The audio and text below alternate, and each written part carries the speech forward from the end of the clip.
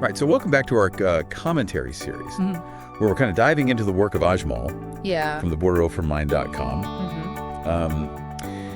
And Ajmal has this unique way of, presenting some pretty deep thoughts. Yeah. But in a very accessible way. Yeah, I agree. And I think today's post really kind of exemplifies that. So we're going to be looking at his post. It's called "The Faster You Fall, the Quicker You Fly." That's a good one.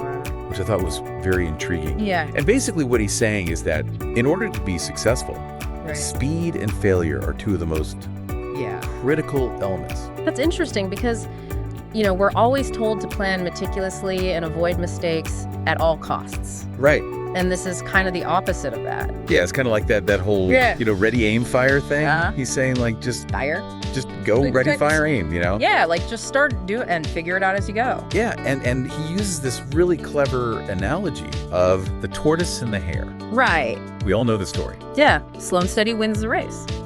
Right, but what if we learned from the hare instead? Yeah. The hare was ultimately much faster. Way faster. They're more adaptable. Right, and even though the hare didn't win in that particular instance, you could say that overall the hare is going to do pretty well in life because of that ability to be quick and adapt. I think so, and that's where that idea comes in of failing fast. Yeah. So it's not that we're, celebrating failure. Right. But it's more just accepting the fact that it's going to happen. Setbacks happen, and they're going to happen a lot. And they're valuable. Yeah.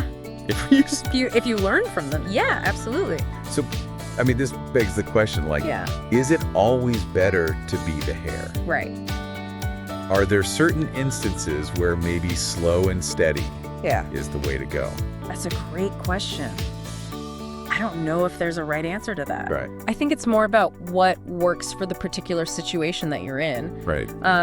But I do think that, Ajmal's post is important because sometimes we get so caught up in that fear of failure that we don't even start.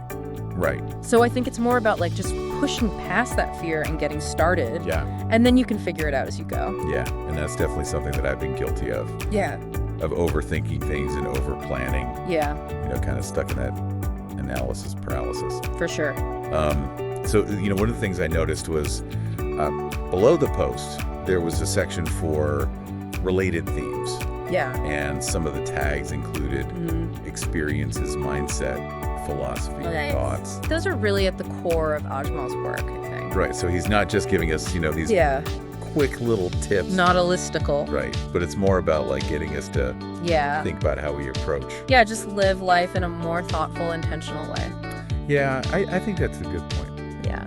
And, at the end of his post, he encourages readers to subscribe for more. Yeah, if you want to dive deeper into Ajmal's world. Yeah, so I definitely recommend checking out his website, theborderovermind.com. It's great. Yeah. Lots of thought-provoking stuff on there. So I guess the big takeaway here is find that balance. Yes. Between planning and action.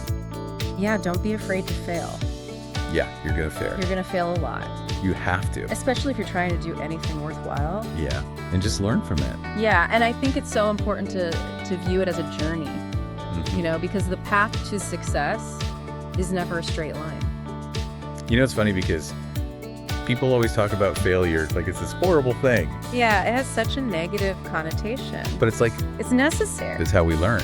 Yeah. How we grow. Absolutely. So, for anybody who's, looking for something thought-provoking, I would recommend checking out Ajmal's website, theborderofinmind.com.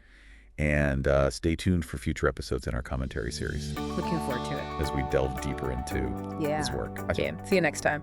See ya.